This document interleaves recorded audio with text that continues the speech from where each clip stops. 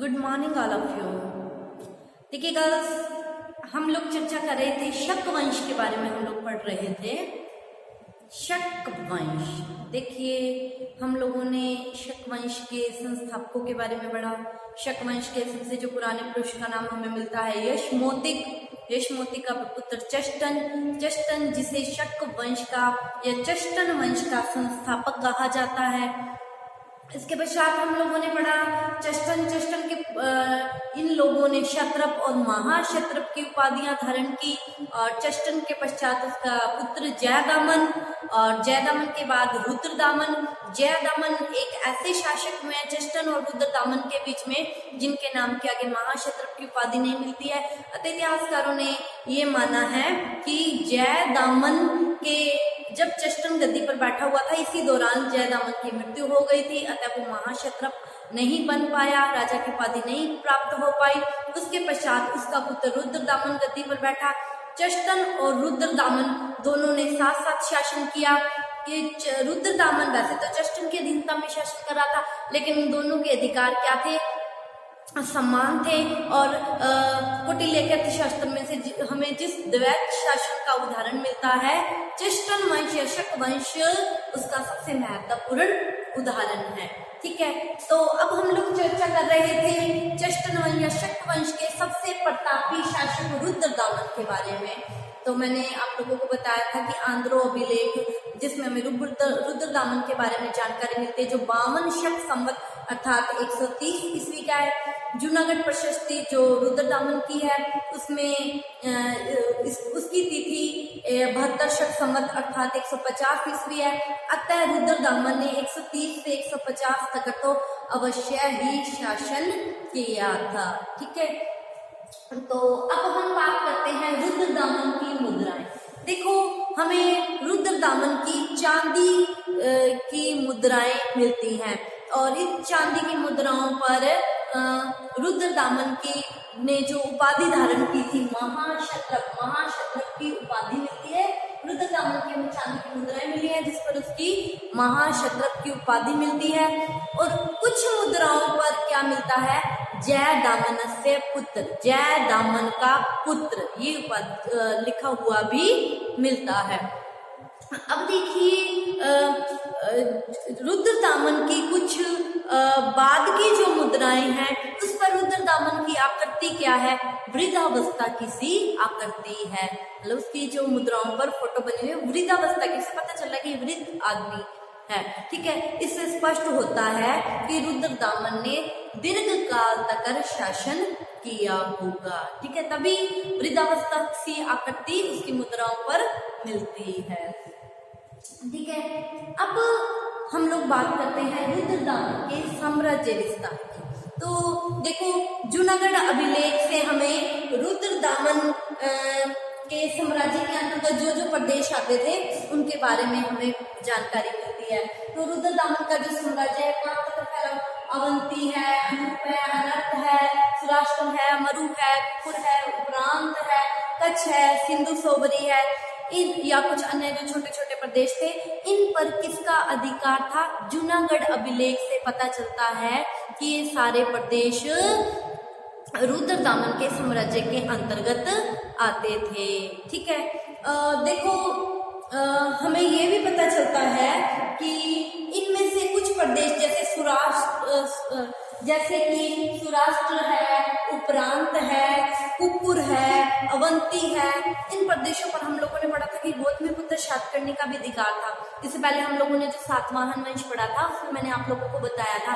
तो देखो, अब ये प्रदेश रुद्रदामन के पास है, तो इससे स्पष्ट होता है कि रुद्रदामन ने शायद सातवाहन वंश को पराजित किया होगा, तभी उनसे प्रदेश लेके ये रुद्रदामन के अधिकार में आए थे। ठीक है, और जूनागढ़ अभिलेख जो रुद्रदामन की प्रशस्ति है उससे हमें ये पता चलता है कि रुद्रदामन ने गौतमीपुत्र शातकर्णी के किसी उत्तराधिकारी को 2 बार पराजित किया था।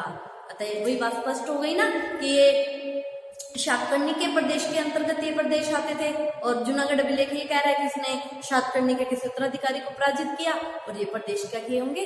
जीत लिए होंगे। ठीक है। अब आगे आता है कुषाणों की प्राचीन। देखो सिंधु सोगरी जो प्रदेश था, इस पर रुद्रदामन का अधिकार था। ठीक है, और ये प्रदेश किसके अधिकार में था? ये कुषाणों के अधिकार में था। हाँ, कनिष्क कुषाण राजा कनिष्क के अधिकार में था। इससे स्पष्ट होता है कि रुद्रदामन ने कुषाण साम्राज्य या कनिष्क के किसी उत्तराधिकारी को पराजित करके उससे ये प्रदेश छीन लिया होगा। तो उसने क्या किया होगा? कुषाणों को भी पराजित किया होगा।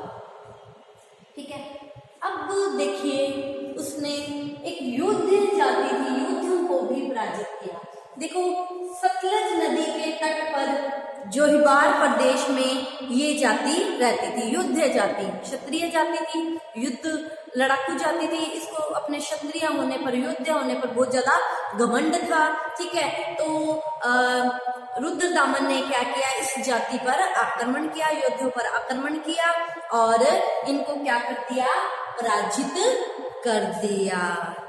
ठीक है, और इनके राज्य को अपने राज्य में मिला लिया, योद्धाओं को भी पराजित किया। तो ये हम लोगों ने रुद्रदामन की विजयों या रुद्रदामन के साम्राज्य विस्तार के बारे में पढ़ा। अब देखिए हम लोग पढ़ रहे हैं रुद्रदामन का शासन प्रबंध।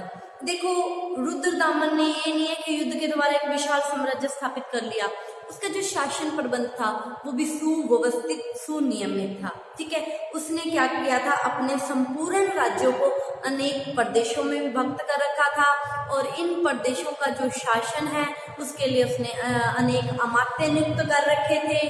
ठीक है, उसके राज्य में दो तरह के अधिकारी थे, मति सचिव और कर्म सचिव। मति मतलब बुद्धि, दिमाग, जिसको राय मशवरा देते थे, और कर्म सचिव जो कार्य करते थे।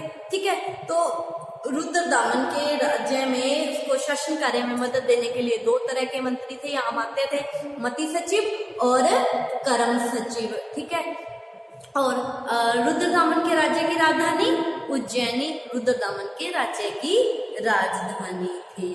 ठीक है, अब हम बात करते हैं रुद्रदामन के चरित्र की। ठीक है, तो देखिए रुद्रदामन ये नहीं है कि युद्ध कला में ही निपुण था, विद्या में भी निपुण था, एक कुशल शासक प्रबंध भी था, राजनीति है, संगीत है, न्याय है, सबके लिए उसके मन में स्थान था। उसने अपने यहाँ हर तरह के व्यक्ति को आश्रय दिया हुआ था। उसने स्वयं प्रण लिया था कि मैं युद्ध के अलावा कहीं भी अहिंसा भी किसी भी व्यक्ति को हानि नहीं पहुंचाऊंगा, उसने प्रतिज्ञा की थी। ठीक है, और जनता के साथ भी वो क्या करता था? अच्छा व्यवहार करता था। उसका राजकोष भी क्या है? भरा रहता था हमेशा, क्योंकि उसको पता था राजतंत्र है, राजतंत्र बिना पैसे के नहीं चल सकता। अतः उसका राजकोष हमेशा हीरे चांदी ज्वारात से क्या है? भरा रहता था। ठीक है, इसके अलावा वो क्या था? प्रजा हितैषी शासक भी था। कैसे? देखिए उसके समय में क्या हुआ था? प्लासनी और स्वर्ण नदी दोनों में क्या आ गई? बाढ़ आ गई। बाढ़ आने से क्या हुआ? जो सुदर्शन झील थी उसका बांध क्या हो गया? टूट गया। अब उसका बांध टूटा तो जिसके लिए बांध को दोबारा बनाने के लिए बहुत ज्यादा व्यय खर्च होने वाला था, उसने अपने मंत्रियों से सलाह ली। तो मंत्रियों ने क्या कहा कि ऐसे तो राजकोष का बहुत सारा पैसा खर्च हो जाएगा। मंत्रियों ने झील का ये जो बांध टूटा था इसके निर्माण कार्य के लिए मना कर दिया। ठीक है, क्योंकि बहुत ज्यादा धन व्यय हो जाएगा, राजकोष खाली सा हो जाएगा। तो इसने क्या किया? अपने व्यक्तिगत कोष से, अपने व्यक्तिगत धन से सुदर्शन झील की का जो बांध टूट गया था उसका पुनर्निर्माण करवा के अपनी प्रजा हितैषिता या प्रजा के कल्याण का परिचय दिया। ठीक है, और इसी के समय जो इसकी जो राजभाषा थी संस्कृत को इसने अपने राज्य की राजभाषा बनाया और इसके समय में संस्कृत का भी खूब प्रचार प्रसार हुआ। ठीक है, तो ये अपने आप में सर्वगुण संपन्न राजा था। ठीक है, अब हम बात करते हैं इस वंश रुद्रदामन के पश्चात इस वंश में कोई रुद्रदामन जैसा योग्य शासक नहीं हुआ और ये वंश क्या है? धीरे धीरे अवनति की ओर अग्रसर होने लग गया। और अगर हम बात करते हैं इस वंश के अंतिम नरेश की, तो इस वंश का अंतिम नरेश या राजा था रुद्र सिंह तृतीय। रुद्र सिंह तृतीय इस वंश का अंतिम राजा था। और जो गुप्त वंश था, चंद्रगुप्त द्वितीय, गुप्त वंश का सबसे जो प्रतापी शासक था चंद्रगुप्त द्वितीय ने इसको क्या किया, पराजित कर दिया और शक वंश का अंत कर दिया और शकों के इस साम्राज्य को गुप्त साम्राज्य में मिला लिया गया। ठीक है, तो इस तरह इस वंश का क्या हो गया, अंत हो गया। तो ये आज हम लोगों ने शक वंश या रुद्रदामन के बारे में पढ़ा, शक वंश के सबसे प्रतापी शासक के बारे में। तो आप इसका स्क्रीनशॉट ले लीजिए। आज का टॉपिक यहीं खत्म होता है, तो कल की क्लास में हम नए टॉपिक के साथ मिलेंगे। Thank you all of you. Screenshot ले लीजिए।